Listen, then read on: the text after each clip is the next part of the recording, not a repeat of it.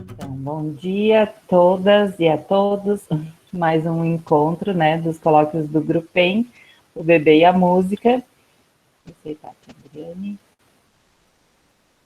Muito bom estar com vocês nesses sábados pela manhã, né? Algo que a gente faz com muito carinho, assim, é um momento muito bom de conversa, de descoberta, de aprendizado.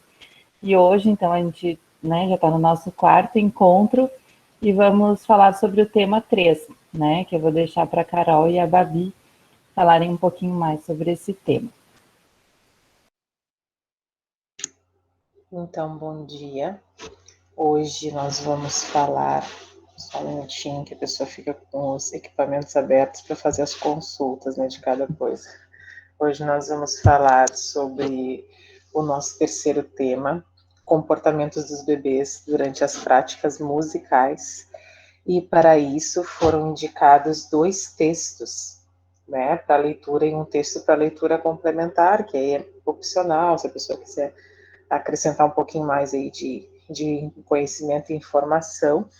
E esses textos são os 2 de autoria da Esther Bayer, que depois a Bárbara vai trazer para a gente um pouquinho do seu currículo, para nós podermos compreender. Esther Bayer, né, agora já falecida, então o que ela já fez, né, o que ela fez até o momento da sua partida.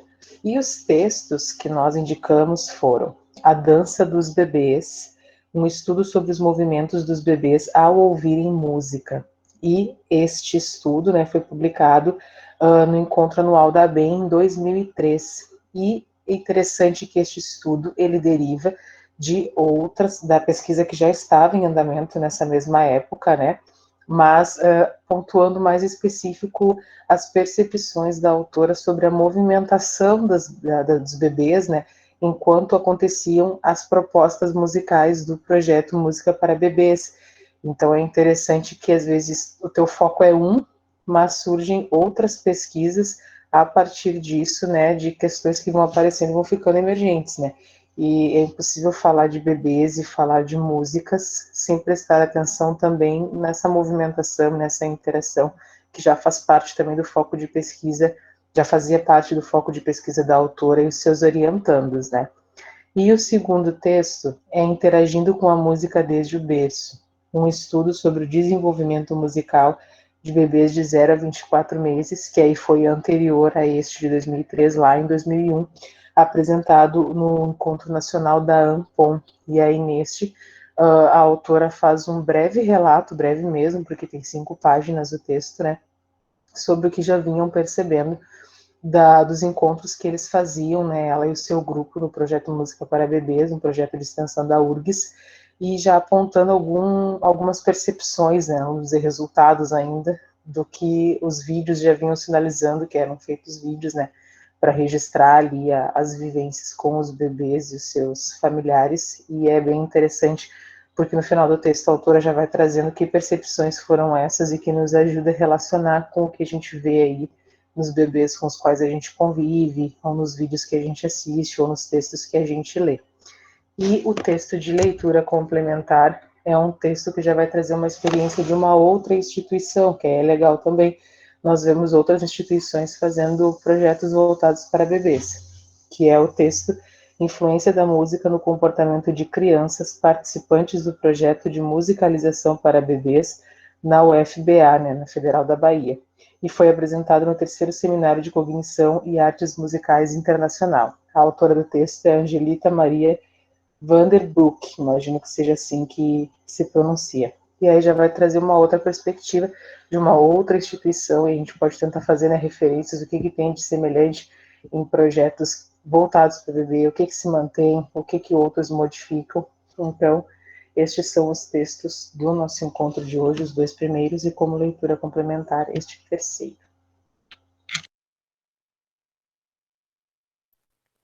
Bom dia, então, a todos e todas, sejam muito bem-vindos, né, a esse encontro. Eu vou falar um pouquinho sobre o currículo propriamente da Esther Bayer, Como era uma leitura complementar, esse outro a gente não trouxe como obrigatório, né? Então só é para discussão pode servir também aqui para o nosso encontro, mas é principalmente para vocês lerem, né? E terem esse ponto de vista um pouco diferente, né? Então eu vou ler aqui um pouquinho. A Esther Bayer já está falecida, né? E depois eu vou chamar a Prof. Cris para falar um pouquinho sobre a vivência dela, né? Com a Esther, que foi colega dela e tudo mais. E é sempre bom a gente trazer essa professora, né, que é uma referência na área da educação infantil, principalmente com bebês, na educação musical, né? E é sempre bom manter a produção dela, né, e a memória dela. Então, Esther Bayer possui licenciatura em psicologia, graduação em psicologia, então bacharelado em licenciatura, licenciatura em educação artística, habilitação em música e mestrado em educação em 88 pela Universidade Federal do Rio Grande do Sul, a URGS.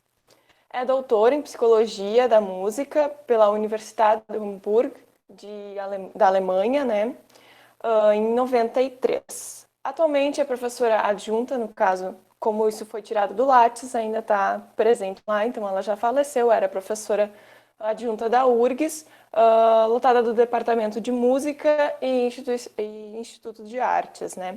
E docente orientadora do programa de pós-graduação em Educação. Tem experiência na área das artes, com ênfase na educação musical, atuando principalmente nas temáticas educação musical, aprendizagem musical, educação infantil, conhecimento musical e desenvolvimento musical. Então, agora, se a Prof. Cris gostaria de comentar um pouquinho sobre a vivência dela com a Esther, seria uma honra. A Esther foi uma... Bom, primeiro, bom dia a todos e todas. Alegria estar aqui com vocês nesse sábado de manhã. Pois é, a Esther, ela foi minha colega na graduação. Essa é uma questão para aquelas pessoas que já têm uma certa idade, como é o meu caso. Eu entrei em 85 na graduação, me formei em 89, e a Esther já estava um pouquinho antes, né? Eu acho que ela deve ter entrado aí por volta de 83, por aí, 84. E a Esther já vinha de um curso de psicologia, e ela... Por isso que mostra tanto esse conhecimento da área da psicologia nos textos que ela apresenta.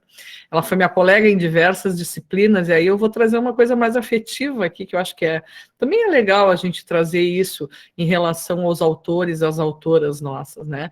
Ela foi uma colega maravilhosa na graduação, sempre muito parceira, ajudando a gente. Eu que estava entrando, então, era novinha, e aí não sabia nada daquelas coisas, ela sempre acolhedora, né? Muito, muito querida a Esther. E depois, posteriormente, nós nos encontramos na Associação Brasileira de Educação Musical, que a Esther integrou e foi importantíssima na difusão e no material, então, acerca dos estudos da criança, né, dos bebês, e da educação musical. A Esther foi a pessoa que começou com isso, né? Então, com esse trabalho, ela abriu muitos campos para muitas pessoas, que hoje, então, algumas estão se dedicando a esses estudos. Mas é muito importante dizer que ela é a precursora, né? Nós perdemos a Esther muito cedo, né? A vida dela foi um pouco trágica, ela perdeu o esposo dela naquele voo da Gol acho que era por volta de 2005, não me lembro ao certo, mas foi aquele avião, né, da Gol que caiu lá naquela época. Ela estava indo para a Amazônia, né, e aí deu aquele problema com o avião americano, né, a questão do transponder e tal, acabou caindo, e o Hugo Bayer, o esposo dela, veio a falecer, né, naquela ocasião. Depois não foi muito fácil para a Esther, vocês podem imaginar, né? Mas o tempo que ela esteve aqui, eu acho que é isso que a gente tem que celebrar, ela plantou muitas coisas, né? Nós temos a seguidora dela, a querida Paula Pecker também, que trabalha com essas questões, e outros que também estão começando a se dedicar, né? Aí a gente tem a Fábio também, nós temos a Jennifer também aí entrando, nós temos a própria Carolzinha, que também tem trabalhado com essas questões de bebês, e todos e todas nós que estamos aqui, né, nos debruçando sobre essa temática. Então é um pequeno comentário, mais afetuoso do que acadêmico. Muito bem, então, muito obrigada, Prof. Cris, pela explicação aí, muito bacana saber disso. Então, agora a gente chama a Débora e a Caroline, né, para apresentar os 2 textos de hoje, e aí eu passo a bola para vocês, então. Acho que vamos aguardar um pouquinho a Débora, porque ela que está com os slides. Ela foi pegar a Betina, que acordou. Mas... Eu acho que é a Betina que vai apresentar hoje. Mas acho que eu posso me apresentar novamente. Me chamo Caroline, eu sou psicóloga e eu não tive contato com essa temática no decorrer da minha graduação. Eu tive contato com o grupo de vocês através do grupo do CRP de Cruz Alta e foi um privilégio para mim poder adentrar nessa temática, porque a questão da arte, ela sempre foi uma questão que me chamou muita atenção. Inclusive, quando eu escrevi o meu TCC, eu escrevi o meu TCC sobre as formas do luto e a antecipação do luto e como é que poderia trabalhar esse luto. E lá no final do TCC surgiu que a arte seria um suporte para trabalhar esse luto também, principalmente a música. E através disso eu comecei a ir atrás de assuntos, temáticas que pudessem ser inseridas nisso. E eu acho extremamente interessante essa questão da música com a criança. Até quando eu estava lendo os textos, no primeiro texto, eu achei muito bonita a forma que ela aborda a criança, né? Tirar a criança dessa posição do não saber, porque de fato a criança ela compreende tudo que a rodeia. E eu até fiquei me questionando se a criança que entra em contato com a música desde cedo, ela pode vir a se tornar um adulto mais criativo e pode vir também a trabalhar de uma melhor forma esse luto, porque ela vai ter abertura para trabalhar a sua criatividade e vai ter uma abertura também para trabalhar essas questões que norteiam. Então, baseando no que eu tive contato, eu achei extremamente interessante poder ter contato com esses textos e tentar inserir no que eu já vinha estudando, né, que era o luto. Mas eu vou esperar a Débora, como eu disse, para a gente poder começar a aprofundar mais os textos. Mas achei extremamente interessante mesmo a temática, até porque na faculdade eu não tive contato nenhum com temáticas desse tipo. Aproveitando então, né, enquanto a Débora não vem, é bem isso, né, Carol? Como é importante esses projetos de extensão que a gente participa e que a gente procura, né, na universidade ou fora, complementam isso, né? Porque eu também sou psicóloga, nunca tive nada parecido e também faço a pedagogia e também nada, assim, né? Então, como é importante a gente estar tendo essa oportunidade, porque é sempre bom, né, a gente conhecer outras áreas, outras formas de atuação e para unir ao nosso trabalho, né, como tu falou, talvez não possa não trabalhar especificamente com os bebês, mas o quanto a arte também vai poder contribuir, né? A Débora chegou.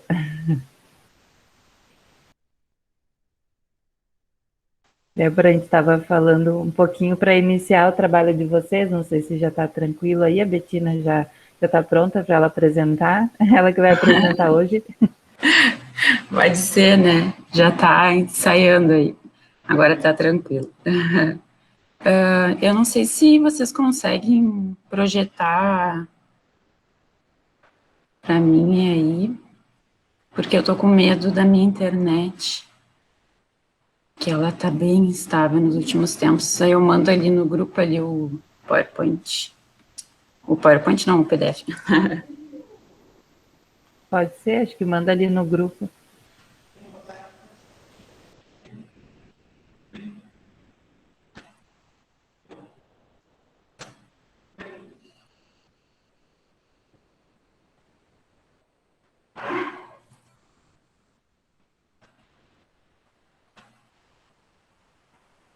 Pronto. A minha internet, ela tá de férias, eu acho. Agora que eu voltei a trabalhar presencial, ela não quer mais trabalhar.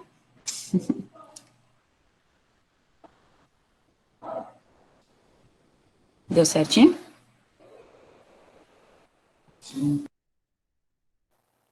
A gente já recebeu, não sei se o Thiago ou a Carol vão projetar. Foi projetar Thiago, que tinha se candidatado ali, senão eu projeto. Já Sim, tá, Thiago. já tá.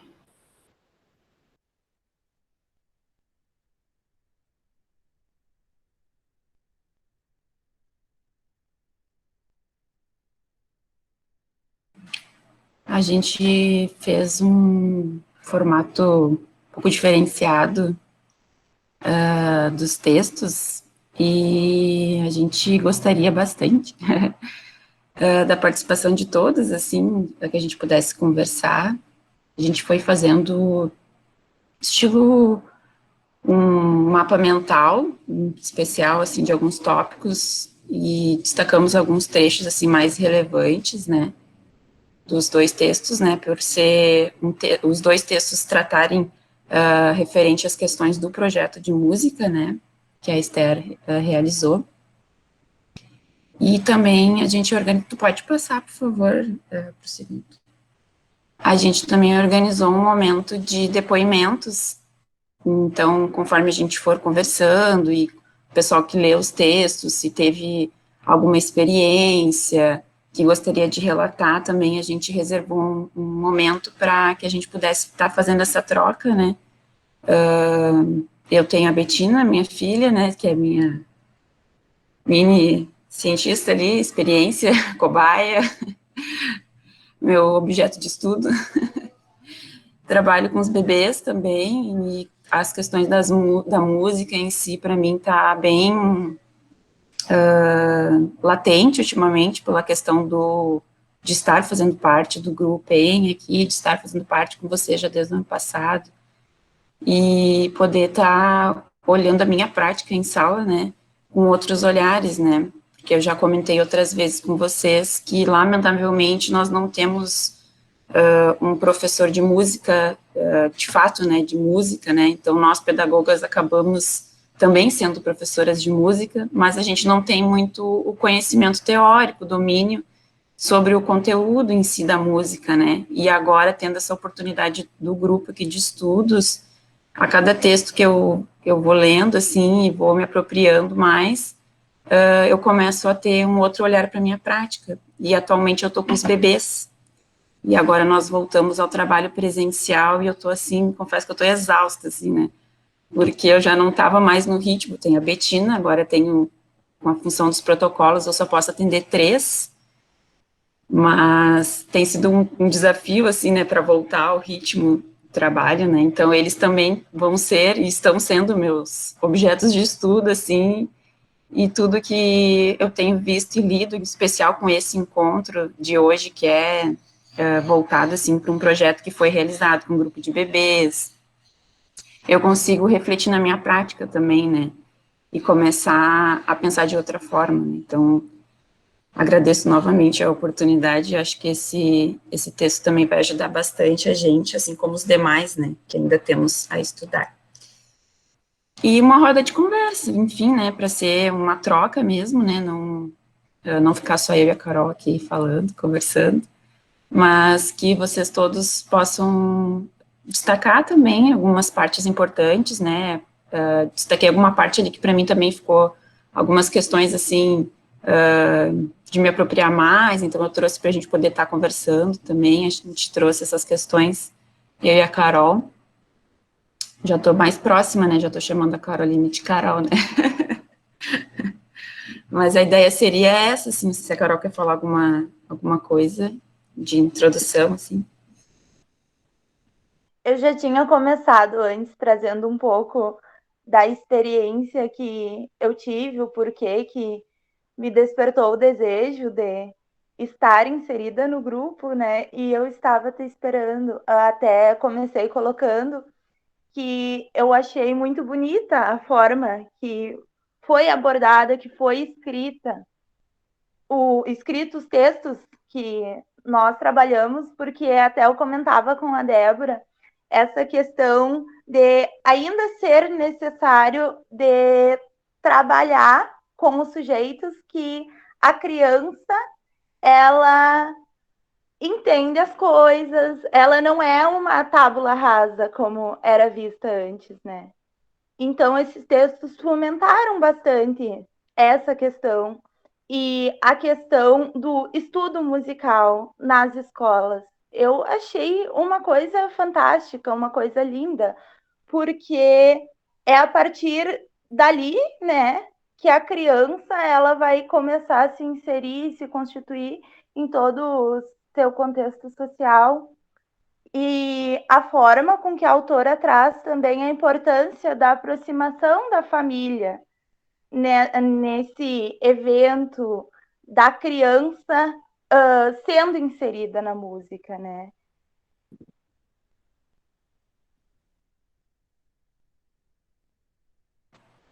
Até essa semana eu estava, como eu me desloco até Esteio, né, de trem, de ônibus, eu tenho bastante tempo, assim, né, então eu aproveito para ler bastante, né, e casualmente a leitura que eu estava fazendo essa semana casou com os textos também, né, de certa forma. Eu estava lendo um livro do Paulo Fock que diz, afinal, o que fazem os bebês na creche, né, e é uma dissertação de mestrado dele, e ele traz exatamente essa questão da criança como uma criança potente, uma criança protagonista, uma criança com pleno desenvolvimento, com N possibilidades, né, e ele começa trazendo a questão do adulto, né, como um olhar, como que o adulto tem que estar atento, né, e disposto a ouvir e escutar as crianças, né, em especial os bebês, né, então, casou com a leitura dos textos da Esther também, né,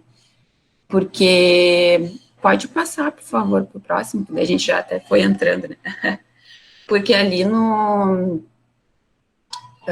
projeto que foi realizado e foi abordado nos 2 textos, né, esse projeto de música como um projeto de extensão, que foi realizado ali pelo pessoal do Departamento de Música da Universidade Federal, com um grupo de bebês, elas também tiveram esse olhar e essa atenção, né, e até eu comentei com a Carol, daí a Carol Rosa, né, que seria interessante se a gente tivesse acesso, né, a esses vídeos da Esther, né, mas na época era até videocassete, né, então algo bem antigo, assim, né, já passamos dessa época, né, agora é até difícil, né, a gente conseguir, mas linkando com o projeto da Esther, nós temos as vivências que o grupo, fugiu o nome, que o Grupem aqui, tá certo, que o Grupem realiza com as vivências, e onde eu tive a oportunidade de participar no ano passado, né, então a gente trouxe um trechinho ali para quem não conhece também, depois a gente vai mostrar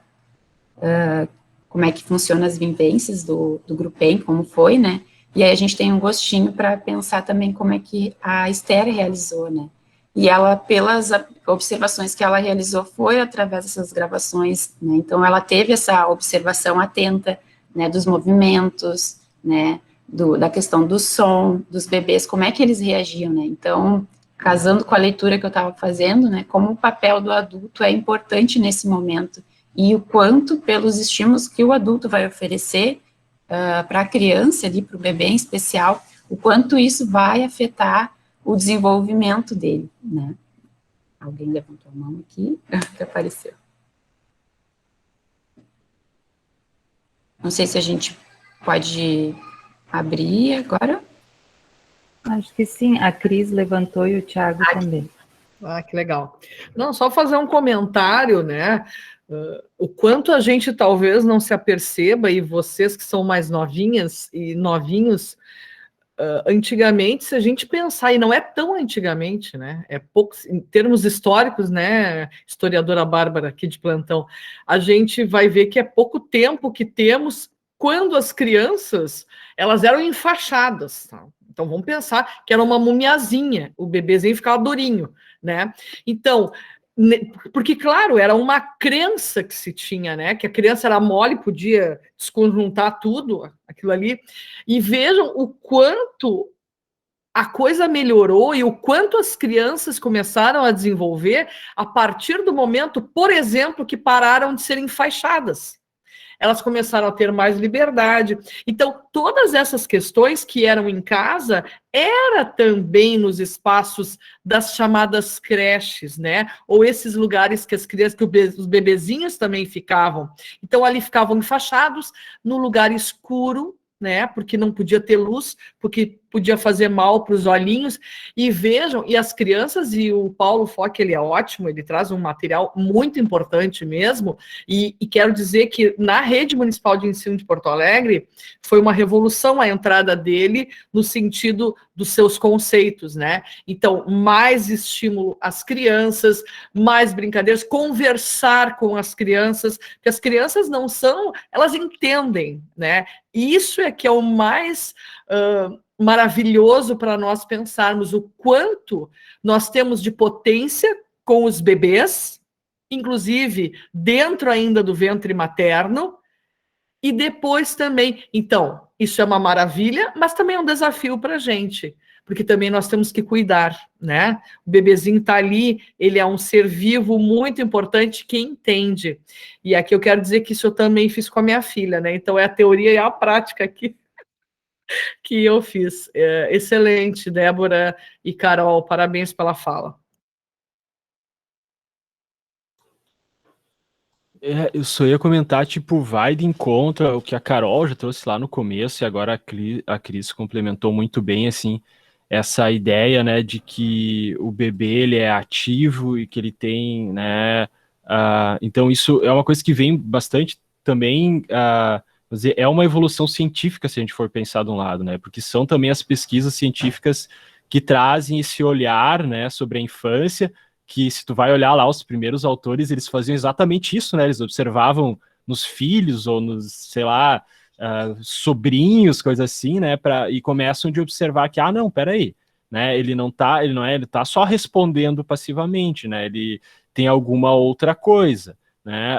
Eu vou lembrar de novo, Freud, por exemplo. Freud é um que ele traz uma questão que é o quê? Da sexualidade, né? Imagina, na época dele foi muito polêmico isso. Imagina tu dizer que o bebê, desde pequenininho, ele tem sexualidade, né? Claro que não é a erótica que a gente imagina, às vezes, quando fala a palavra sexualidade, né? Mas é sexualidade, né? Ele tem desejo, ele tem... Então, são coisas que começam a quebrar isso, né? Que como a prof disse, Freud é 100 e poucos anos atrás, então a interpretação dos sonhos, que foi o primeiro livro que bombou dele, né? Então, historicamente, é recente, né? Então, e isso acontece lá, mas para no popular isso se transformar leva muito mais tempo, né? Então, tanto que tem famílias que ainda hoje têm um pouco essa visão de que o bebê, né, é totalmente passivo. Mas eu acho que o texto traz uma coisa muito legal, assim, que ele traz bem conceitual, né? Ele já traz conceitos de o que ele fala de 6 estados, né, eu não lembro se ela trata como atenção do bebê, né, mas ela traz 6 estados do bebê, e um deles, né, que ela disse que é bem importante, é o tal do, como é que é, alerta inativo, né, ela fala de um alerta ativo, alerta inativo, né, tem um estado de vigília, então eu achei muito bacana ela vai trabalhar nessa questão do alerta inativo, né, de que é um estado que o bebê está prestando atenção, ele não demonstra uma reação, mas ele parece estar captando tudo ali o que está acontecendo, né? E ela fala dessa questão de como a música parece estimular muito esse estado, que é quase uma... fugiu a palavra agora, né? Que tá... não sei, que eu tava com a palavra, assim, de quando tu tá com uma música, assim, e tu tá, tipo... degustando aquela música, me fugiu a palavra certa, assim, para isso. Apreciando? Isso, é quase ele tá quase como uma apreciação daquilo, né, que ele tá prestando atenção em tudo, né, e dando a interpretação dele para aquilo, né, dentro das possibilidades do momento para ele, assim. Com certeza. E é uma forma dele mostrar como ele está entendendo, né? Porque acho que a Carol colocou ali antes também no chat de que a linguagem dos bebês, nesse período inicial, ali até os 2 anos, que eles estão na aquisição da fala, muitas vezes a linguagem vai ser a corporal, né? E pela música, pelos textos ali, pela leitura, depois, não vou me adiantar muito, mas a gente vai mostrar, sobre os movimentos, né? Que o bebê vai fazer conforme a questão da canção. E aí ela até mostra ali que inicialmente não tem uma reação, mas daí, tipo, numa troca ali de CD ou de música, ou uma conversa com o pai e com a mãe durante o projeto ali, o bebê começa a se movimentar, como quem diz, querendo manifestar alguma coisa, né? Ou tá reivindicando, quem sabe, né? Que quer voltar a ouvir a música, ou enfim, mas ele tem a sua forma de se expressar também. Mesmo não tendo ali a sua aquisição de forma verbal, né? Ainda concluída, né? Mas ele tem a sua forma de se expressar, né? E é uma forma da gente compreender se o adulto ali que estiver, daí tanto família quanto, no caso, professor, ou enfim, qualquer outro adulto que vai estar ali, de estar atento a esse falar do bebê, né? Então, ali, esse projeto ali durou... Só para complementar um pouquinho, Débora, Claro. que nós falamos muito sobre isso quando nós estávamos fazendo os slides, a questão de que a criança, né, ela pode não falar verbalmente, como a Débora falou, mas ela fala pelo corpo, né? A primeira forma de manifestação dela é com o corpo, com os gestos de se gostou, se não gostou, as mãozinhas, as perninhas, e também a questão do balbucio, né? A questão do sujeito interpretar esse movimento, interpretar esse balbucio e conseguir se comunicar com essa criança, porque essa criança vai partir a sua comunicação a partir disso. Então, eu fiquei pensando bastante também essa questão de se atentar também a esse balbucio, porque muitas vezes passa por despercebido, né? Ah, tá fazendo uma manhãzinha, que amor, mas aquele balbucio também diz muito. Exatamente. Posso falar, meninas? Isso, pode falar. Eu tive uma formação montessoriana, né? Trabalhei muito tempo em escola Montessori, e tudo que eu estudei, assim, que a Maria Montessori sempre fala, né? Que a gente tem que oferecer as coisas para as crianças e não fazer por elas aquilo que elas são capazes de fazer sozinhas, né? E a gente se parar para pensar, nada na vida da gente é de repente, né? Nada é repentino. Por exemplo, virou uma chavinha, a criança começou a falar. Virou uma chave, ela começou a caminhar. A gente sabe que em dado momento isso acontece, mas é uma construção que vem de longe, né? Então, tem gente ainda, ou até os estudos, ou antigamente se ignorava isso, né? De achar que a criança vai falar no momento que ela pronuncia uma palavra, né? Que nem eu tenho casos de amigas assim, meu filho não fala, meu filho não. Só que a mãe nem conversa com a criança, né? Não conversa porque ela ignora o fato da criança compreender e, de alguma forma, expor o que ela sente, né? Do jeitinho dela. Como a Carol acabou de falar, né? Que a criança, ela tem um enunciado. E só que como ele não é, dependendo da pessoa, aquele enunciado que a gente está acostumado de uma frase, né? Um início, um ponto final, parece que não é comunicação. E, na verdade, já é desde muito tempo, né? Então, muito importante a fala da autora nisso, da gente sempre estar atento, observar e considerar qualquer ato da criança como uma forma de comunicação e a gente pensar nisso que nada na vida da gente é repentino. Tudo a gente tem uma construção, né? E tudo deveria ser valorizado e oportunizado. E nesse jeito, eu penso assim, tanto que eu escolhi vir para o mestrado dando enfoque na arte, por causa disso, porque qualquer coisa, alguém pode dizer assim, tal metodologia não dá, ela é cara, tal coisa não pode ser feita, mas pela arte qualquer pessoa pode fazer. Tem o nosso texto, né, que eu tive ideia um tempo atrás de escrever, e trabalho numa comunidade super carente, e eu não tinha um aluno que não tinha algo para falar sobre a música, alguma correlação que ele teve na infância com música.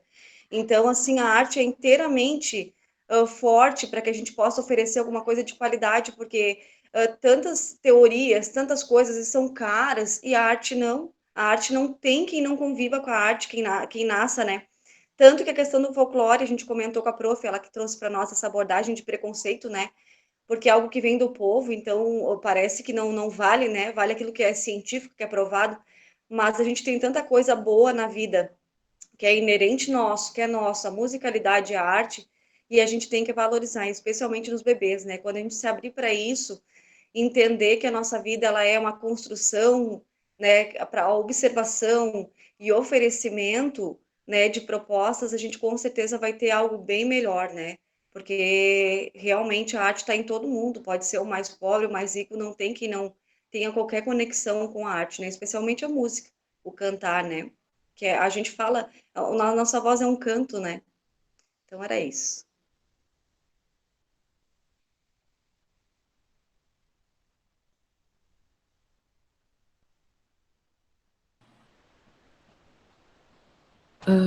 Bom, então ali, para a gente concluindo a parte da introdução,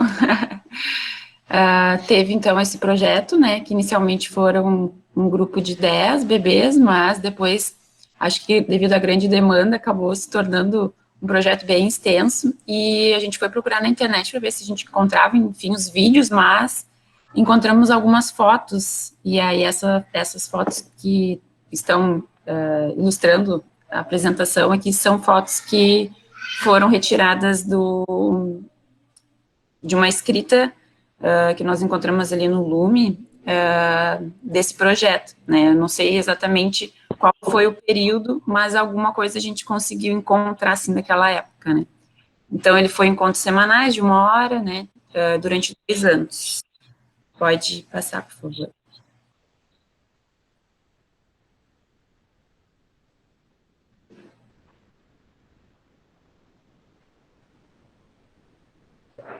Não sei se a Carol quer falar alguma coisa, ou eu posso ir dando sequência para a gente ir intercalando.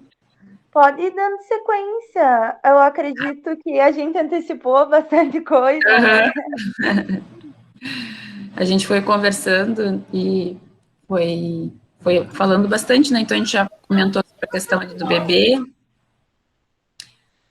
sobre essa importância, né, na formação dos 2 primeiros anos de vida, né? A prof trouxe ali a questão do bebê estar imóvel, hoje a gente já vê a diferença, né?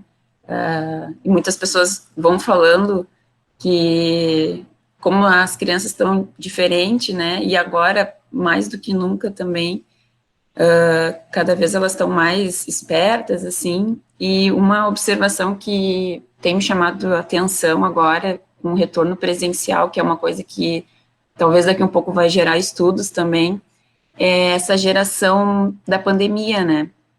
Essas crianças que nasceram no meio da pandemia e que foram privadas, de certa forma, de uma socialização com outras crianças, com seus pares, né? E agora eu tenho percebido, assim, a mudança do ano passado, onde eu recebi os bebês, e esse ano, assim, os bebês passando esse período bem longo em casa, né? A diferença que é, e eu consigo perceber também a diferença que faz quando a família, como nós, professoras, estamos fazendo a manutenção de vínculos desde o ano passado, de forma remota, né, a gente consegue perceber aquelas crianças onde os pais fizeram as propostas que nós encaminhamos, a diferença no desenvolvimento, na questão até mesmo da fala, né, em especial as crianças que agora saíram do berçário e foram para o maternal, né, no caso a nossa nomenclatura que nós usamos, e daquelas crianças que não realizaram nada, assim, nenhuma proposta que nós encaminhamos, e onde os pais, tipo, geralmente estavam trabalhando, ou enfim, a criança ficava com terceiros, né, enfim, não tinha esse estímulo, né, que de certa forma nós, professoras, encaminhávamos nas propostas, eram estímulos, né, para que os bebês pudessem estar desenvolvendo, mesmo que de forma remota, né, então, só para fazer um adendo, assim, que também eu acho que a pandemia, assim, ainda vai possibilitar novas questões de estudo sobre essa geração, né, em especial com os bebês. Bom, nós como já falamos bastante sobre essa questão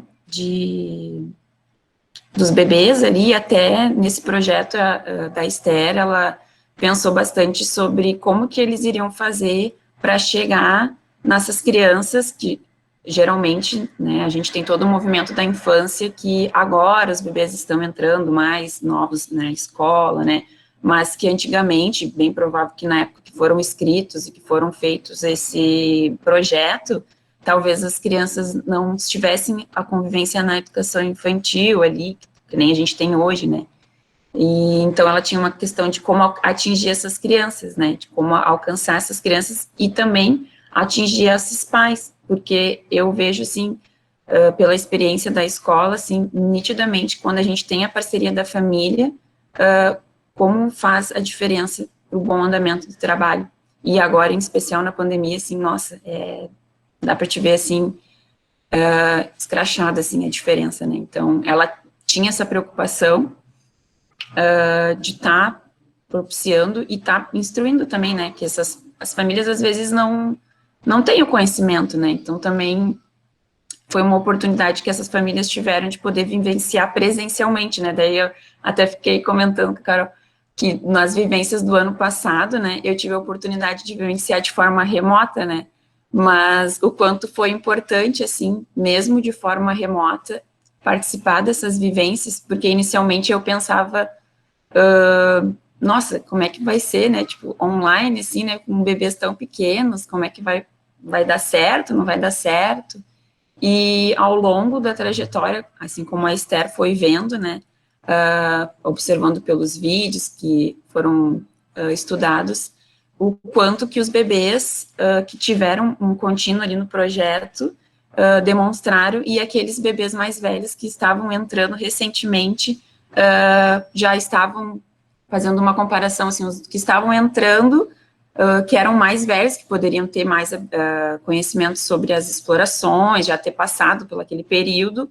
Os mais velhos estavam iniciando lá onde aqueles bem pequenininhos iniciavam com as explorações, sobre a questão de explorar pela boca, sobre a questão de daqui um pouco olhar o objeto, né, ficar naquela observação, e também a questão do olhar para as mães, né, que também foi uma das coisas que ela colocou ali também. E aos poucos foi vendo que no desenvolvimento daquelas crianças, o olhar já não era mais para a mãe, era mais para os outros bebês, daqui um pouco a questão do movimento do instrumento, né, já estava mais, digamos assim, ritmado, já não fazia mais aquela batida no vazio, e sim no determinado instrumento, já tinha uma consciência, né, já tinha uma percepção do que aqueles bebês mais velhos, que estavam entrando recentemente, não tinham, né. Então, novamente se vê a importância desses estímulos sensoriais e motores, que inicialmente são ofertados ali para os bebês bem pequenininhos, né. Acho que a Carol levantou a mão. Isso, Débora, que tu colocou sobre o que a autora fala de que os bebês mais velhos tinham comportamentos como os bebês que já estavam há mais tempo, só que lá no começo do projeto.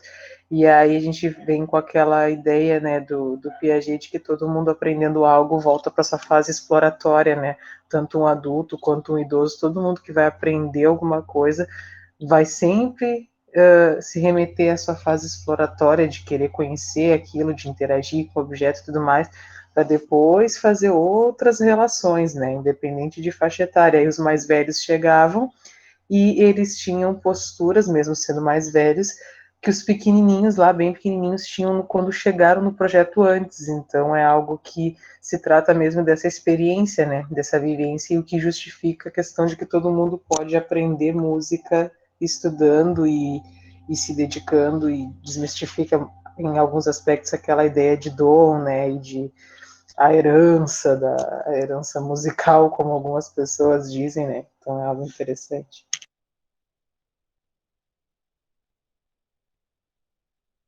Né, e isso que tu trouxe, assim, de dom, assim, e não só agora olhando para os bebês, mas também para nós mais velhos, assim, né, porque tem esse estigma, né, tipo, mas eu não canto, né, tipo, só canto com as crianças, né, tipo, mas como tu falou, assim, nada impede de que até para os próprios adultos, né, é possível ver esse entendimento de que é possível, sim, a gente aprender, né, então nunca é tarde para começar.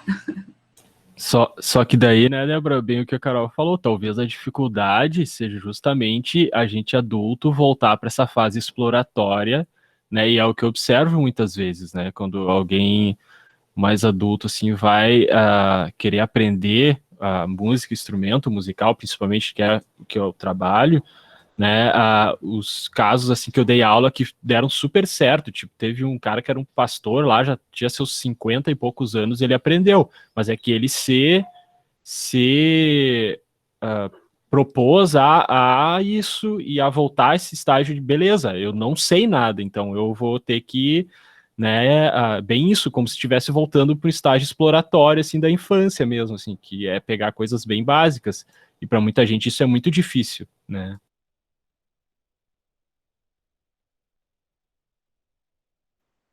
Eu acho bem interessante isso que vocês trazem, até porque lá na infância a criança ela vai explorar o que ela está aprendendo, ela vai se familiarizar com aquele aprendizado para depois poder internalizar, né?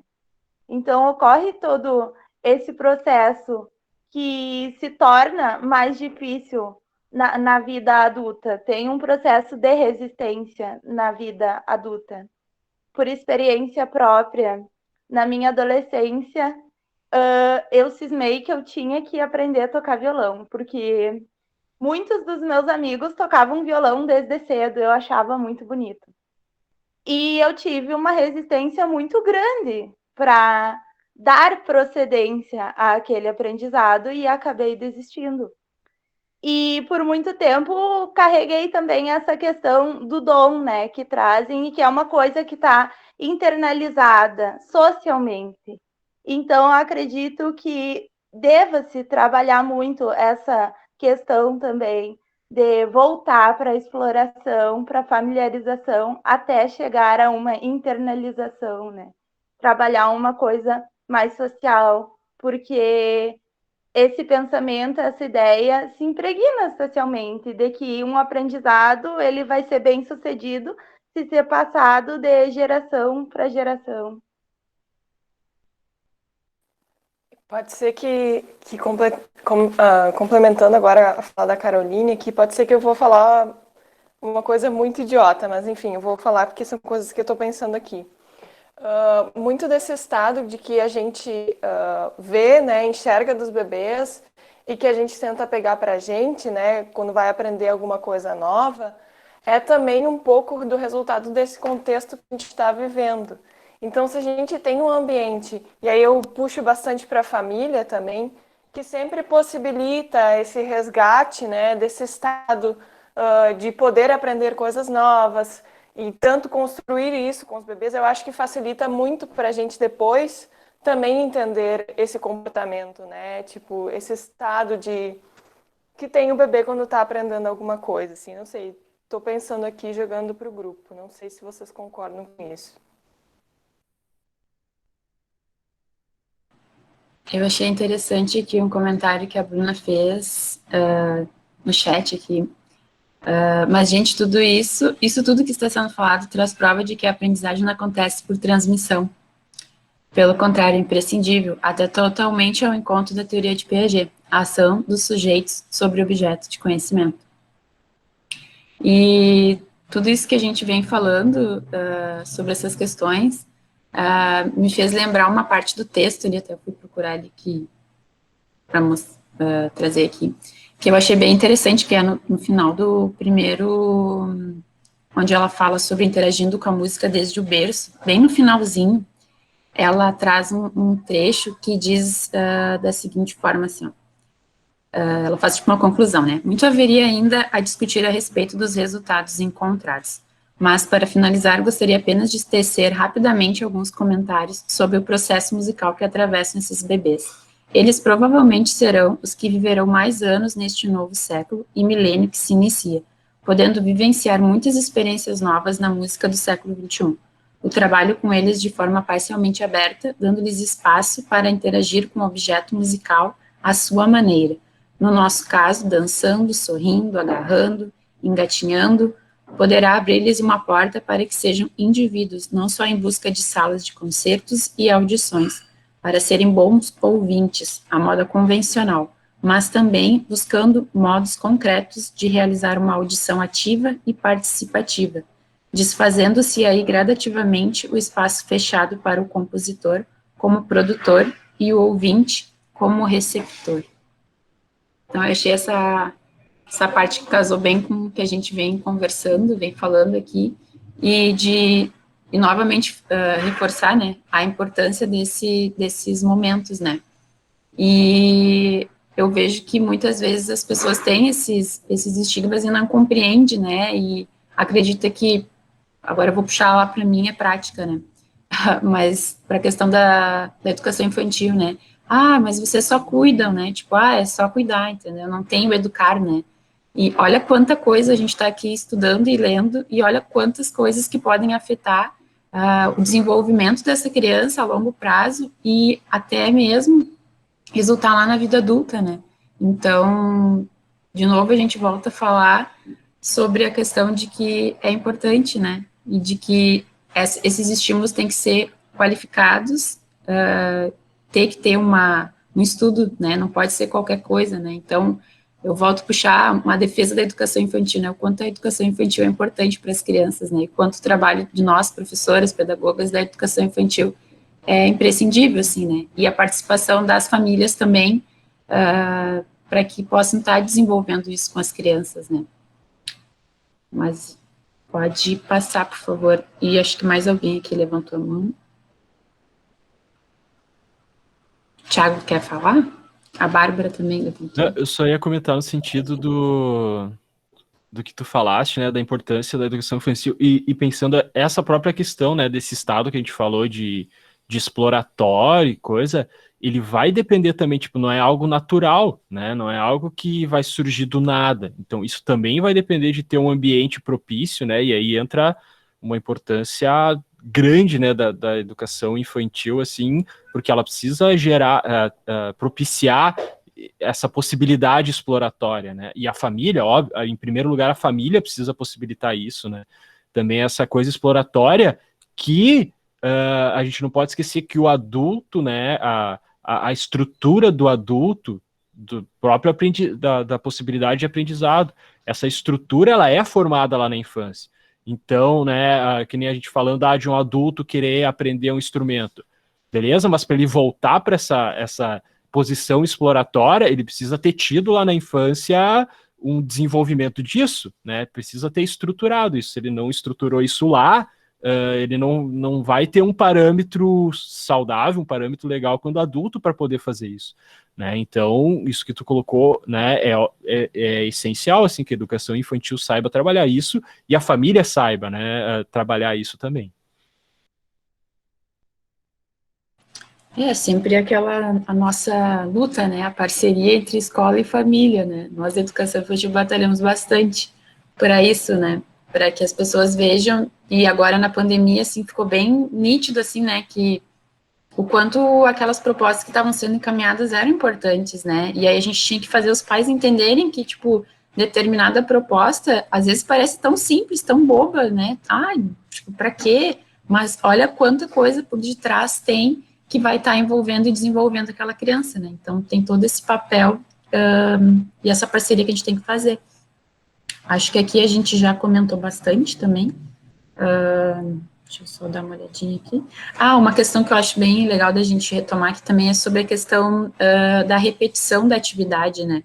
Porque o fato de, talvez num primeiro momento, né, quando tu vai apresentar para a criança, talvez ela não se interesse, assim, né, por determinada exploração, determinado instrumento, determinada música, enfim, mas conforme tu for indo, daqui um pouco a tua intervenção, daí eu volto para o meu puxado da minha área, né, a intervenção ali do professor, até mesmo da família, quando tiver a instrução, daqui um pouco a criança não vai passar batido por aquele instrumento, ou talvez pela aquela exploração ali, né, e aí eu lembro das vivências do ano passado. No início, a Betina, claro, tem um computador, ficava o computador ligado, então, óbvio que em primeiro momento ela queria explorar o computador, ela queria ver, aquilo ali era novidade, né, ou às vezes ela não se interessava ali no primeiro momento, estava no espaço ali, né, que a gente organizou. Até eu fiz várias tentativas de vários espaços diferentes para que ela pudesse ter um foco mais na vivência ali.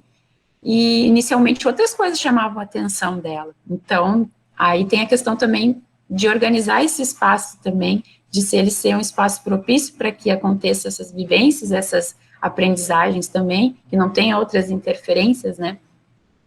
E ao longo das vivências que foram realizadas, a gente tinha um contínuo nas músicas e canções que eram apresentadas, havia novas músicas, havia novas apresentações, novas explorações, mas volta com as antigas, alguma vinha do encontro anterior.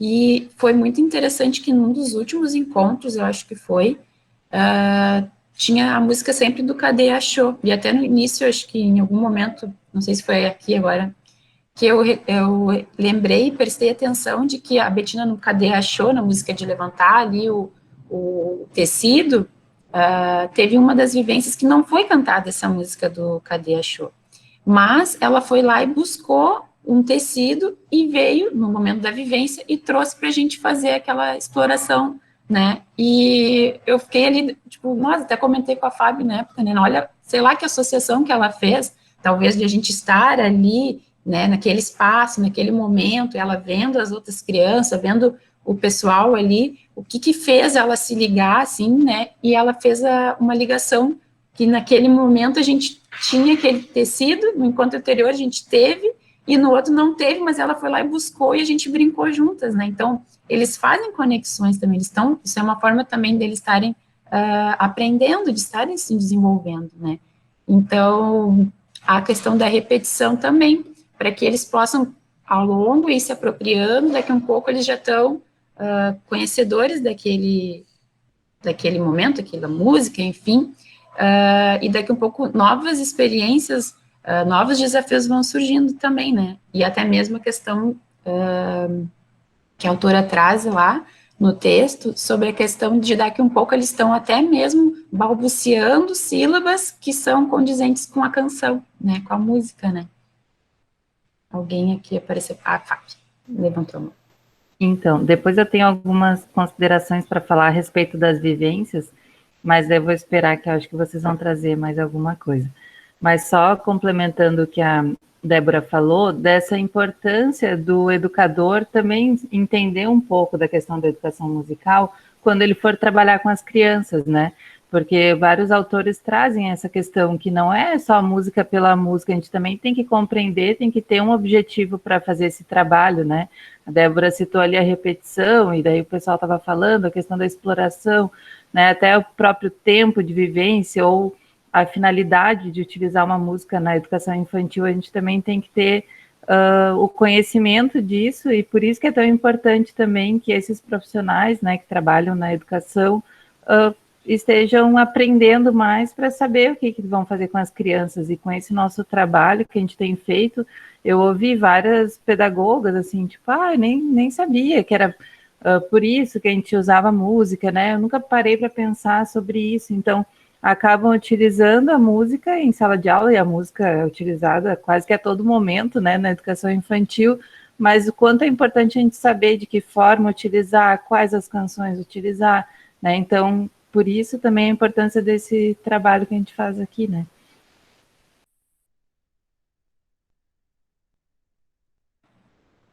Carol? Agora as pedagogas se revelaram aí com essas falas que tá trazendo. Mas é bem isso. Depois que tu começa a estudar um pouco a respeito, e a gente tem hoje bastante material que o professor, pedagogo pode compreender os conceitos e quais conteúdos estão envolvidos numa proposta musical, porque já tem gente que escreve pensando nesse público, então a gente consegue muita informação. Aí tu não consegue mais olhar para um planejamento ou para uma atividade do mesmo jeito, né? Então eu tenho uma página e às vezes as pessoas me chamam e me pedem dicas de música ou indicação de música. E às vezes as pessoas pedem, eu quero uma música para tal coisa. Eu nunca mando só uma música para tal coisa. Eu pergunto, tá, e qual é o teu objetivo com isso? Tipo, Tu quer uma música para qual situação? Porque uma coisa é tu usar uma música de fundo no Dia das Mães ou no Dia dos Pais. Outra coisa é tu usar uma música que a partir dela tu vai criar toda uma situação. E as pessoas não sabem nem o que te perguntar, elas só querem aquilo pronto, elas querem a música. Aí uma colega agora, que é muito amiga minha, então estou tentando ajudar, tem me procurado para no ensino remoto trabalhar os sons corporais com as crianças, que ela acha que é legal, porque o corpo é nosso, né? É um meio que todos têm acesso, aquela coisa toda. Mas ela me pede dica de música, e o foco não é esse. O foco, aí música o que seria? Alguém que gravou uma música dizendo o som do corpo é assim, e faz assim, e faz essa. E não é isso, entende? Eu posso usar até um vídeo de um grupo que não é voltado para crianças para despertar isso na criança, mas para isso eu tenho que ter uma ideia do que eu quero mais clara, entende? E aí eu não preciso sempre ter um link de um vídeo no YouTube de um cantor com desenho falando dos sons do corpo, né? Aí eu mandei para ela Barbatuques e tal, eu disse, eu usei com uma turma isso, falei para ela, e eles se sentiram muito motivados ao assistir o Barbatuques tocando e fazendo som só com o corpo. Então a ideia é eles sacar, as crianças sacarem aquilo, né, que é possível. E aí fiquei me questionando, aí já fiquei com uma série de reflexões na vida, assim, né? Aquela coisa de, gente, a galera não vai no que é, eles vão no que está superficial, que é sempre a atividade pronta, a música pronta, mas não o objetivo da coisa. E aí não tem como avançar, entende? Só que aí para isso tu tem que propor essa conversa com essas pessoas, e não é ali no WhatsApp rapidinho que tu vai conseguir fazer isso, né? Aí são os cursos que a gente está fazendo, aí são as ações que a gente divulga e que a gente incomoda para essas pessoas fazerem até para isso, né? Para poder aprender mais, né?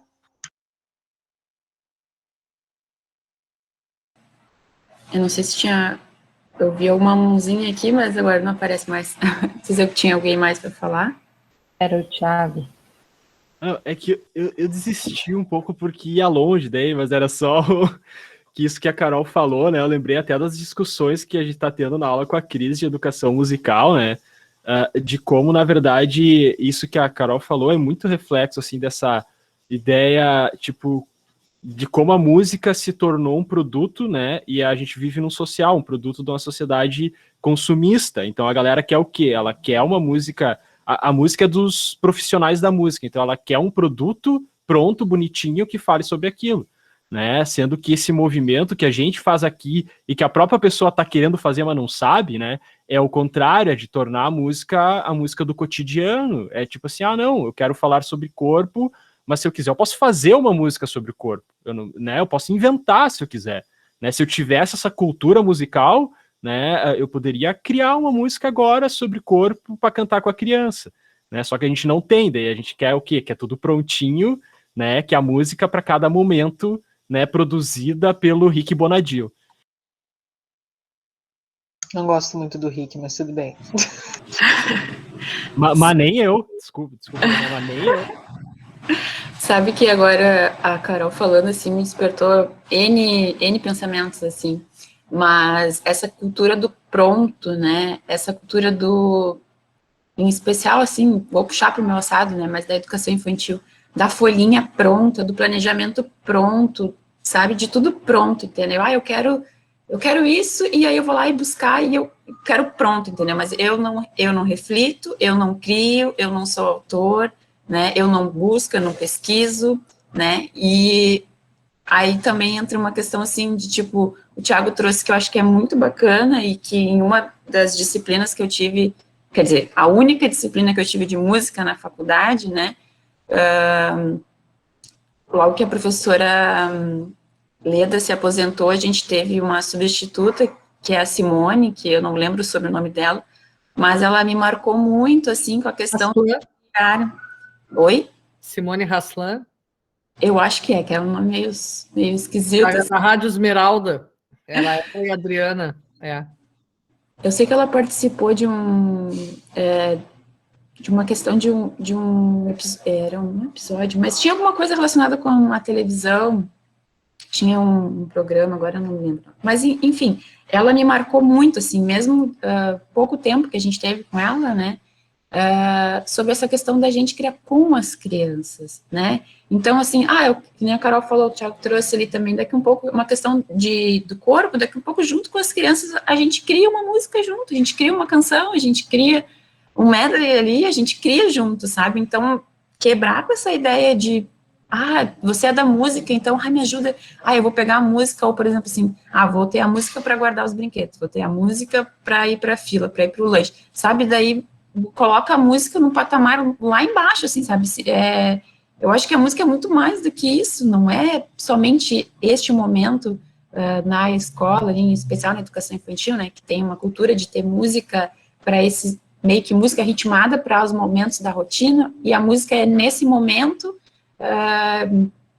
que acaba desqualificando o potencial da música, enfim, mas agora eu devaguei bastante, até saído um pouco, acho que da questão aqui do texto, mas o quão potencial a gente tem, e agora volta a pensar, assim, sobre a questão de quanto a gente está atento e observando a isso, e junto com as crianças e até mesmo com os bebês, de possibilitar essas criações e não ir atrás dessas coisas prontas, né? É óbvio que é muito bom quando a gente tem alguém, né, que possa nos auxiliar, nos instruir, mas como a Carol falou, precisa de tempo, a pessoa precisa se dedicar, a pessoa precisa estudar, a pessoa precisa ir atrás, não é uma conversa ali de 5 minutinhos no WhatsApp, né, que tu vai, me dá essa música, solucionou, né, mas qual é o teu objetivo, né, qual é a tua intencionalidade, né, então tem bastante questões sobre isso, né, mas vamos voltar ao texto. Bom, aqui a gente já falou bastante coisas também, e uma questão que ela traz ali também foi sobre que cada faixa etária teve uma reação diferenciada, né, então ela fez grupos, né, de 2 a 6 meses, de 7 a 12 meses, de 13 a 18 meses, e os bebês de 19 a 24 meses, e aí ela fez, no próximo slide vai apresentar ali, essas percepções que tiveram de diferenças pelas faixas etárias, né, e no decorrer do projeto também, né, no primeiro semestre. Pode passar, por favor. Não sei se alguém quer falar. Não. Aqui foram as fotos, como a gente comentou, então aqui são alguns registros que a gente encontrou dessas vivências realizadas, né, então tem ali algumas fotinhos para a gente ter uma ideia, né, porque tu lê o texto, assim, eu sou bem visual, assim, né, então eu gosto de concretizar. Aí eu fiquei pensando, imaginando como é que seriam as vivências, e a gente foi atrás dessas fotos para ilustrar. Pode passar, por favor.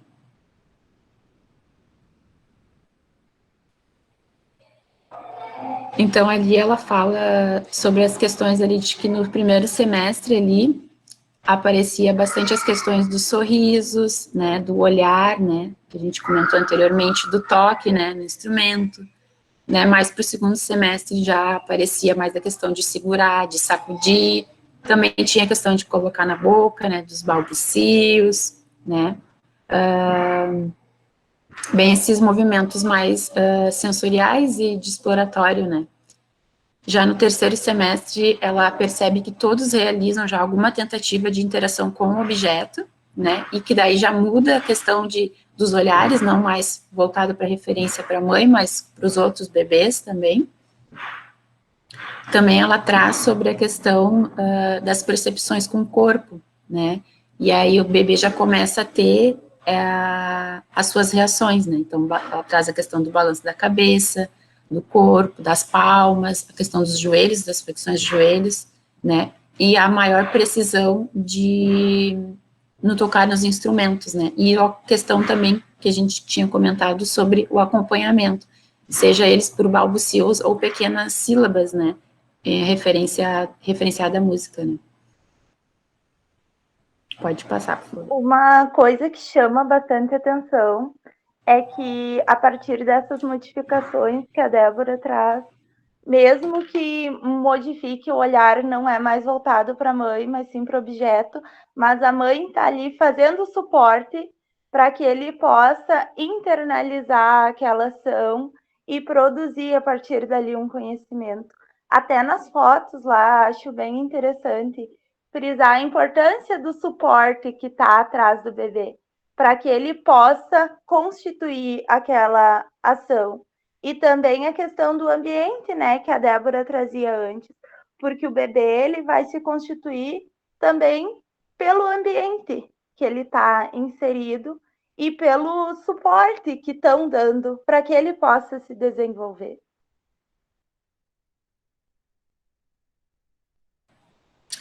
Porque nesse momento ele é um ser que necessita, né, desse suporte, dessa atenção, né.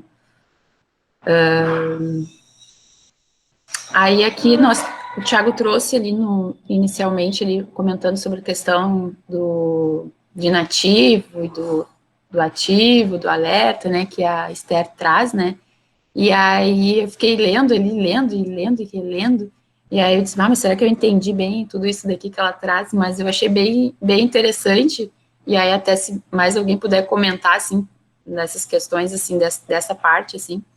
Mas a gente comentou ali sobre a questão do Piaget, que ela traz também, né, já falamos bastante também, sobre as questões do período sensório-motor, né, com as questões de conhecer o mundo, de ter essas primeiras experiências exploratórias, né, e aí ela traz o Klaus e Klaus sobre os 6 estados diferentes, né, sobre a questão da vigília e o sono. Aí, se mais alguém quiser falar essa parte, fiquem à vontade, tá? Eu vou falando aqui, que eu vi que o tempo tá escasso, passa muito rápido. Então, ela trouxe ali sobre essas questões, sobre o sono tranquilo, né, sobre o estado do sono, que daí tem a questão da modalidade do sono tranquilo e do sono ativo, a questão do estado de vigília também, como a questão do alerta inativo, do alerta ativo e o choro. E aí ela traz que entre o estado do sono e da vigília também tem esse estado de torpor, que daí ela coloca como uma transição entre o adormecido e o acordado, e a questão do alerta inativo, sobre essa questão de estado de atenção total. E também uma das coisas que ela trouxe ali, sobre essa questão de que logo após o nascimento, que esse bebê, ele passa por esse período de inatividade, né, e aí a gente volta lá para aquele início, né, que antigamente se tinha aquelas concepções, né, mas do bebê ali, como que a prof trouxe ali, de o bebê tá enroladinho, coisa e tal, mas mesmo ele estando nesse período ali que tem menos, digamos, movimentos e tal, ele tá atento a tudo, porque a gente já vem estudando aqui no grupo também, que até dentro do útero materno já está acontecendo essas aprendizagens, né?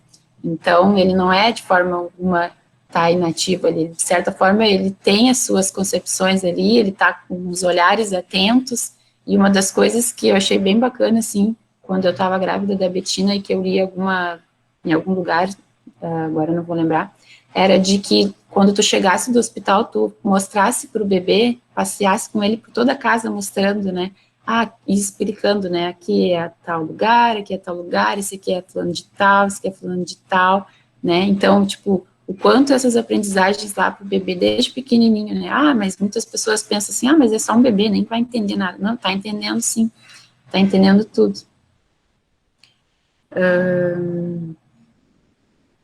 Então, ali ele passa, logo após o nascimento, o bebê passa por esse período mais prolongado dessa questão da inatividade alerta, então ele capta as vozes, os sons, né, e aí ali nos primeiros meses tem as questões das cores também, que os bebês vão com o desenvolvimento da sua visão ali, tem a questão das cores mais fortes, que vai chamar mais atenção, então isso também é uma das coisas que a gente pode, tendo conhecimento disso, podendo estar propiciando esses materiais também, imagens, para que as crianças possam estar se interessando bastante também.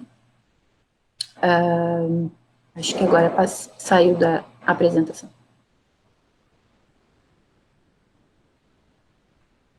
Saiu da apresentação? Agora tá aqui. É que apareceu um outro... Apareceu como se tivesse o texto. Tá. Desculpa, acho que ele foi... Achei que ele não ia ir para outro texto, eu fui dar uma olhadinha no texto lá, desculpa. Tá, não, tá, passa, tranquilo. Só para ver se não tinha passado. Mas dessa parte, assim, eu acho que seria isso. Aqui também que ela fala sobre a questão do bebê estar ativo, sobre a questão do movimento também, e que logo depois ele vai estar produzindo sons, vai estar ficando mais inquieto, até mesmo na questão Até ela traz a questão da alimentação ali, né, quando vai se alimentar também tem essas questões, então são todas essas reações que o bebê vai estar fazendo. Pode passar, por favor. Viu, Débora? Uma coisa que tu traz ali, que até foi isso que eu fui olhar no texto lá, porque eu até tinha marcado isso, sabe, no texto, porque eu venho percebendo a gente já estudou outros textos aqui no grupo, né, dela, e teve o outro texto que ela tratou das questões uterinas ainda e tal, que eu vejo que ela tinha, eu não sei se ela chegou posteriormente a publicar algo em relação a isso, mas ela sempre gostava de deixar no ar, a Esther, esse negócio do quanto a música pode ser um produto, né, a própria música, um produto da vivência que a gente tem intrauterina, né, e daí aqui ela traz de novo, porque ela vai falar que o quê? Que a criança, né, parece que quando ela escuta a música, os movimentos que ela faz lembram, né, os movimentos que ela faz dentro do útero, né, que são vistos em pré-natais e coisa, né, que o movimento é o mesmo, então como se fosse uma reação àquela sonoridade que lembra ela a sonoridade de dentro do útero, né, e daí eu lembro que num dos textos que ela fala do intrauterino, ela traz isso também, de como os elementos básicos da música, né, a pulsação, andamento e tudo mais, lembram coisas que o bebê vivencia lá dentro do útero, né, que é escutar aquele som da pulsação do próprio coração da mãe, né, e essas ideias. Então, eu vejo que ela gosta muito de deixar isso, né, ela não chega a conceitualizar nesses textos que a gente viu, pelo menos, né, conceitualizar a questão em si né, da coisa do bebê, de ser a música um produto de algo, né, porque se a gente vai olhar, desde que a gente a gente teve uma gestação, né, então, tipo, desde os primeiros homos, alguma coisa lá, eles tiveram uma gestação, eles passaram por esse processo, né, o quanto a música não pode ser, talvez, um reflexo disso, né. E essas questões que tu trouxe foi do primeiro texto que a gente apresentou, né, e o quanto que essas questões musicais também trazem a questão da segurança, né, e aí passam a segurança para o bebê também, né. Pode passar, por favor.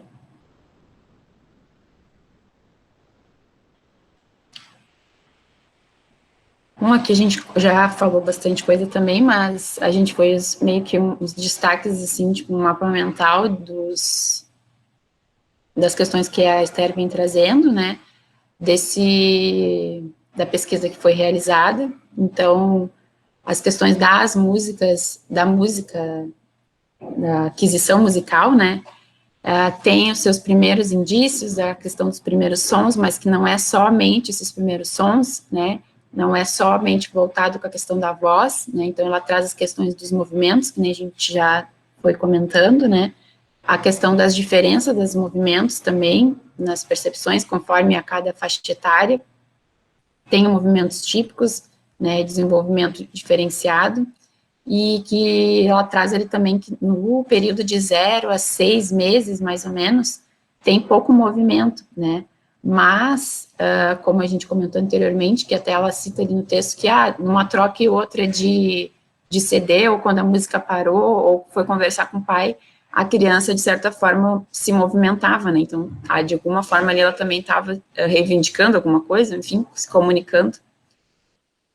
Até ali os 3 a 4 meses, ela traz também que tem alguma questão de movimentos e que ela percebeu movimentações diferenciadas conforme a proposta que era apresentada, apareceu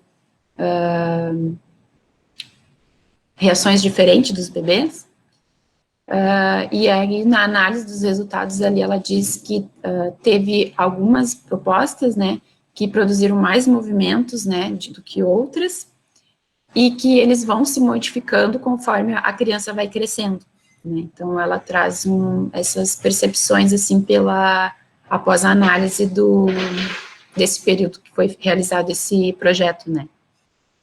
No próximo slide a gente colocou um pouquinho sobre a vivência, daí para quem não conhece o projeto, né, não vai dar tempo, talvez a gente mostrar, mas vai ficar aqui no material que nós conversamos, e aí eu acho que a Fábio queria falar sobre as vivências, daí ela pode...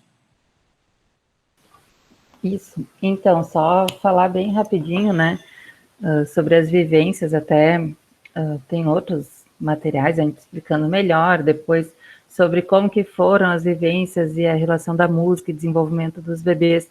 Também vão poder ver quando eu apresentar meu trabalho, né, defender minha dissertação. Mas só porque a gente citou algumas vezes... não, Thiago, mais uma vez meu trabalho aqui não. Só porque a gente citou algumas vezes como é que seria esse trabalho presencial na época da Esther e como é que foi a questão remota, né, que foi o que a gente realizou no ano passado. E daí teve uma das participantes das vivências musicais do ano passado que ela teve essa experiência, porque o filho dela, agora eu não lembro se ele tem 13 anos, se não me engano, mais ou menos nessa faixa etária, ele participou das vivências musicais com a Esther, né? Então ela teve essa vivência enquanto mãe, levando o bebê dela, né, participar das vivências presencialmente, nesse trabalho desenvolvido pela Esther, e no ano passado ela participou das vivências de forma remota, né, conosco, com o outro filho dela, bebê, né, de agora. Então eu me lembro que ela até comentou, assim, que também não sabia como é que ia ser essa questão remota, né, a questão virtual com bebês, mas ela super aproveitou as vivências mesmo virtualmente. Ela disse que, claro, que não tinha, era, por exemplo, um contato com as outras mães, né, a gente tinha até um grupo do WhatsApp, mas ali no momento da vivência, como era online, a gente também não quis deixar um tempo muito grande, a gente fez um tempo de 30 minutos aproximado, porque os bebês estavam esperando por aquele momento, né, então diferente se a gente vai até um local que tem mais outras formas, né, para o bebê fazer até chegar a hora da vivência em si. Então, como ali era virtual, a gente iniciava a vivência já com as atividades propostas, atividades não, né, com as canções, enfim, e depois já encerrava e todo mundo saía, não tinha um momento de conversa, e ela disse que presencial tinha isso, então, por exemplo, eu tinha que trocar a fralda, me empresta uma fralda, como é que tá o fulano? Então, tinha essa troca, mas ela aproveitou muito, assim, disse que foi muito válido também, mesmo de forma remota. Outras mães também relataram, né, desse trabalho remoto que a gente realizou, que era bacana, assim, que elas conseguiam olhar no Meet, né, durante as vivências musicais, as outras famílias interagindo, e daí tinham crianças de várias faixas etárias, né, de 0 a 2 anos, nós tínhamos com 1 mês, tinha com 5 meses, 1 ano e 3 meses, enfim, daí conseguiam olhar assim e pensar, como é que será que a fulana vai ser quando tiver essa idade? Como é que ela vai estar interagindo? Será que ela vai ser dessa forma? Será que ela vai fazer isso? Então, também foi interessante por isso. E a questão também da pandemia, né, que a gente falou um pouquinho no início, e muitos bebês acabaram sendo privados, né, de ter contato com outras pessoas. E daí ali durante as vivências musicais, daí principalmente os bebês um pouquinho maiores, né, conseguiram até meio que criar um laço, assim, com outras crianças, então meio que já esperavam, né, ali, por exemplo, a Betina era maior, daí tem uma outra menina que também tinha 1 ano e 7 meses, ela já meio que conhecia a Betina, já ficava olhando para ela quando estava na vivência musical, que também foi importante para elas terem esse contato, né, mesmo que virtualmente, então... e é isso também que a gente fala, que é muito além da música, né? São outras relações, outras questões que estão envolvidas nesse trabalho que a gente faz.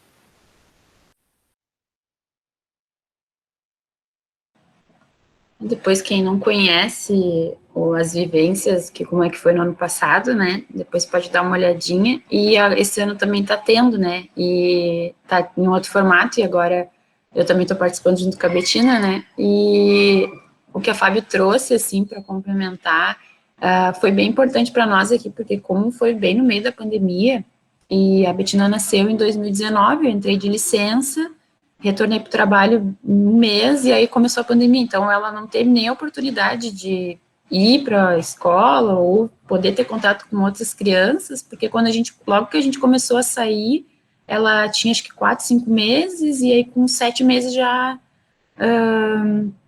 fechou tudo, enfim, né? Então foi bem legal porque ela teve esse contato com os outros bebês, e que nem a Fábio falou, a gente procurava mostrar para ela, né, o nome, né, das crianças, porque na canção inicial, depois que vocês forem ver, eu peguei o primeiro encontro, né, era sempre cantada a música inicial, então cantava o nome de todas as crianças, né? Então a gente aguardava e cantava junto, né? Ah, vai a Betina, mas daí tem o João, tem o Arthur, né? E a gente mostrava na tela, né? E de certa forma ela teve contato com outras crianças nesse período, mesmo que de forma pela tela, né? Mas foi bacana de ver essa interação, né? E a Cacá também, né?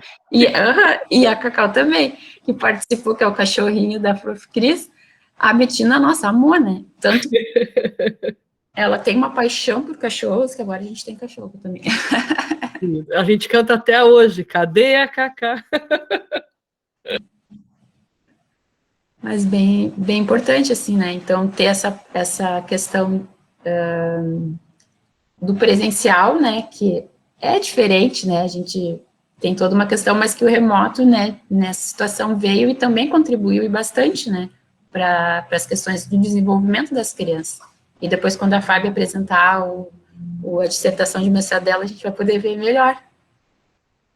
E só para complementar, também na questão em casa, né, eles também conseguiram revezar, digamos assim, com os pais, né, porque às vezes é sempre a mesma pessoa que leva para a vivência presencial, e ali, por exemplo, eu teve um que era sempre o pai que fazia, a mãe trabalhava, daí ele se organizava para chegar mais cedo, e era o pai que fazia a vivência musical com o bebê.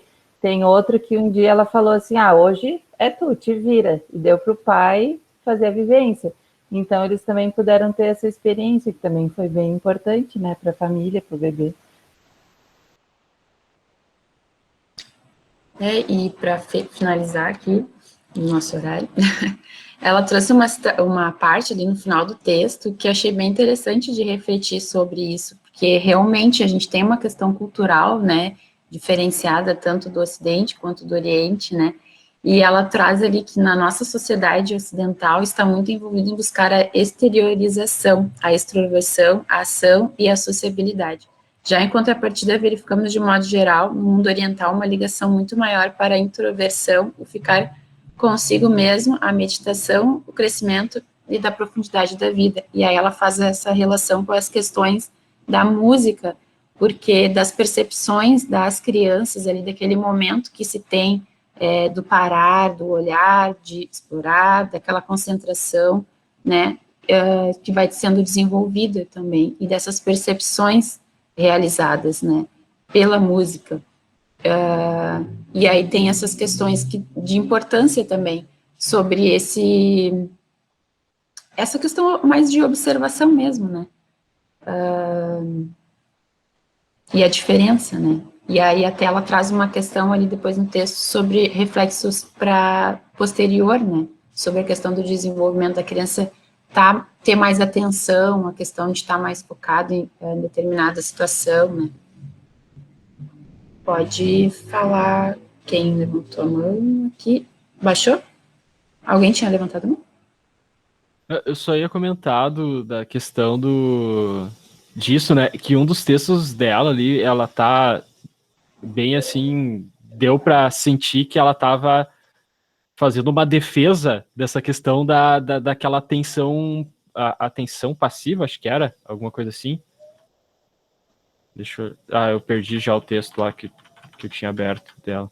Mas acho que era, né, atenção passiva ou coisa assim, né, que era disso, né, nesse final ela conclui falando disso, que a gente valoriza muito na nossa sociedade ocidental, né, a questão da atividade. Não, o bebê tem que estar se mexendo, tem que estar, se o bebê fica muito tempo parado, meu Deus, tá mal, né, e não só o bebê, daí a gente, né, também nas fases posteriores da vida, sendo que talvez é uma coisa saudável, alerta inativo isso, a Jennifer trouxe ali.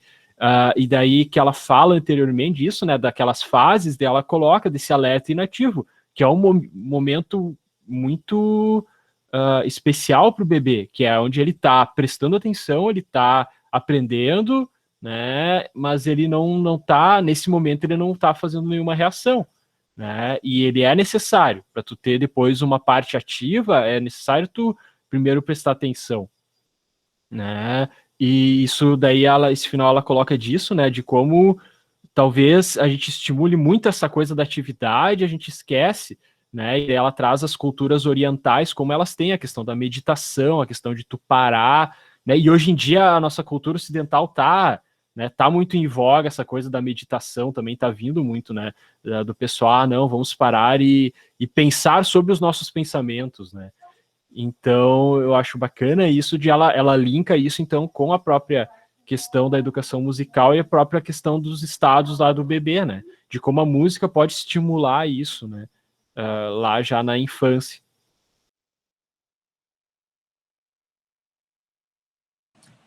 E essa questão que tu trouxe, assim, eu também, Thiago, de quanto que esse olhar, né, se perceber, essas questões são importantes também. E acho que nesse momento que a gente está vivendo, assim, de pandemia, acho que teve até uma maior reflexão, assim, o pessoal de parar, olhar para si, sabe, de ter refletir, sabe? Então, ali quando ela trouxe essas questões, assim, do bebê e essas questões de percepção, de observar, né? Aí eu fico pensando na intervenção, daí agora puxando de novo para o meu saco, a intervenção do adulto nesses momentos, porque muitas vezes vai acontecer daqui um pouco, que até ela trouxe ali, acho que uma parte do texto, assim, daqui a pouco a criança sai correndo, vai lá e rasga, faz não sei o quê, né, e não tem aquele momento, assim, de parar ali, de estar ali, de apreciar, né, então, até mesmo a questão da música, de poder estar fazendo isso também, do apreciar, de tu ouvir, né, tu ouvir os sons do ambiente, né, tu ouvir os sons do cotidiano, tu ouvir, estar atento aos sons do teu redor, isso também é música, né, então essas questões de percepção e reflexão, isso também, de certa forma, estar atento e propiciar também isso, né.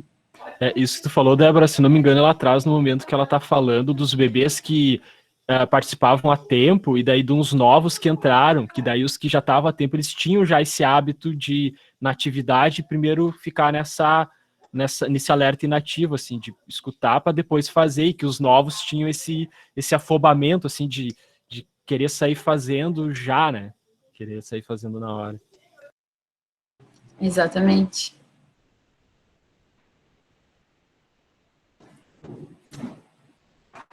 O próximo slide é depoimentos e roda de conversa, que a gente já foi fazendo ao longo da conversa, que extrapolamos o horário.